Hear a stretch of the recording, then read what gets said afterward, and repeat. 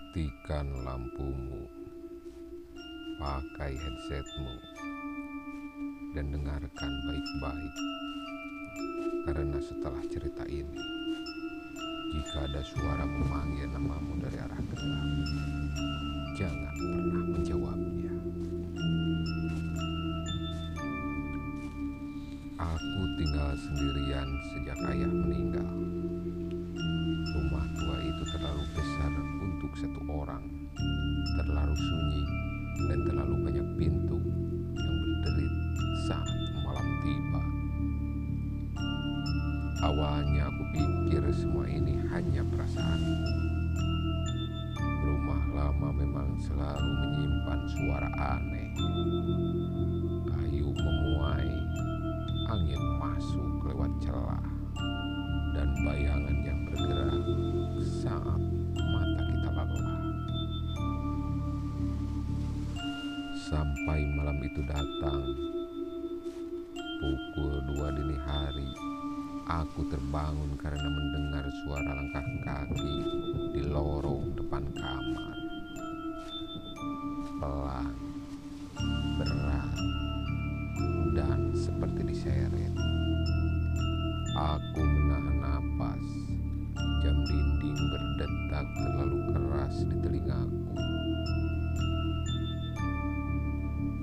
Tok, tok, tok. Ada yang mengetuk pintu kamarku. Aku duduk di ranjang. Keringat dingin mengalir di pelipis.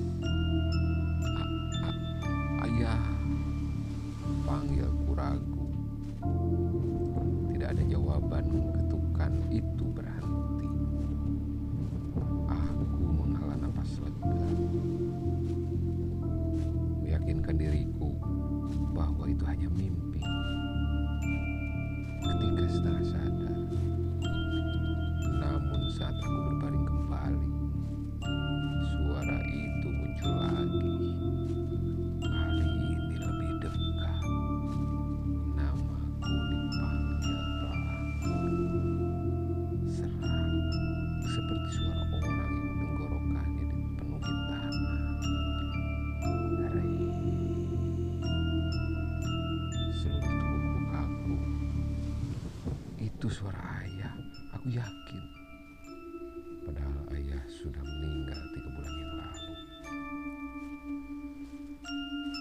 Aku menutup mata, mengingat pesan ibuku sebelum meninggal dulu.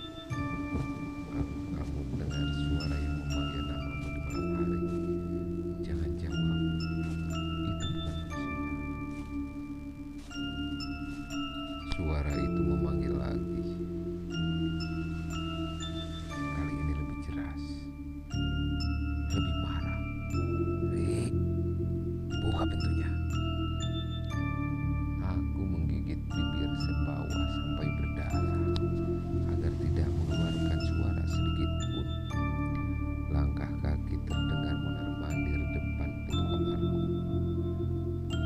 Lalu sesuatu menggesek pintu, seperti kuku panjang yang diseret perlahan. Aku mengirim pesan ke temanku, Dimas. Mas, di rumah gue ada yang aneh, kayak suara ayah gue.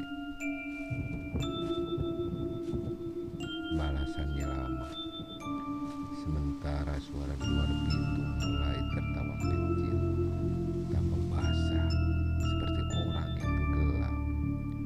Ri, kamu kangen gak sama ayah? Ri.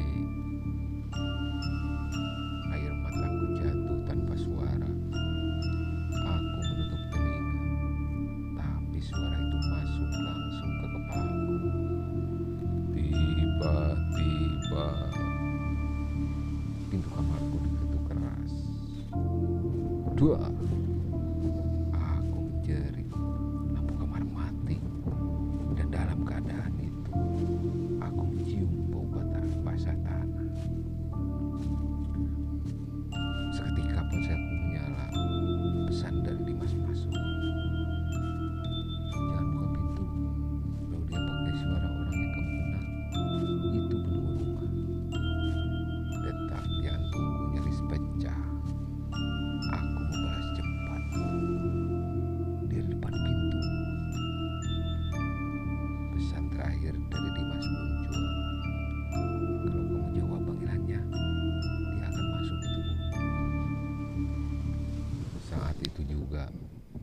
suara di luar pintu berhenti. Sunyi, terlalu sunyi. Aku hampir bernapas lega sampai aku sadar satu hal.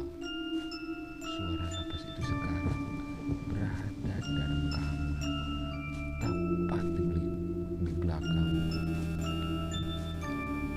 Aku perlahan menoleh, dan di sudut gelap kamar, aku melihat sosok ayahku sendiri. Tapi kakinya terbalik, wajahnya retak seperti tanah kering. Matanya hitam penuh belatung, mulutnya tersenyum lebar. Dan dia berkata, "Kenapa kamu gak jawab, Ri?" Katanya dengan suara yang sama. Aku menjerit sekuat tenaga, dan tanpa sadar, aku menjawab panggilannya. Aku terbangun keesokan paginya. Di depan rumah, tetangga mengerumuniku. Wajah mereka pucat. Salah satu dari mereka berkata pelan, "Syukurlah, Nak, yang keluar cuma tubuhnya." Aku ingin bertanya maksud apa, tapi saat aku membuka mulut, yang keluar bukan suaraku, itu suara serak berbau tanah.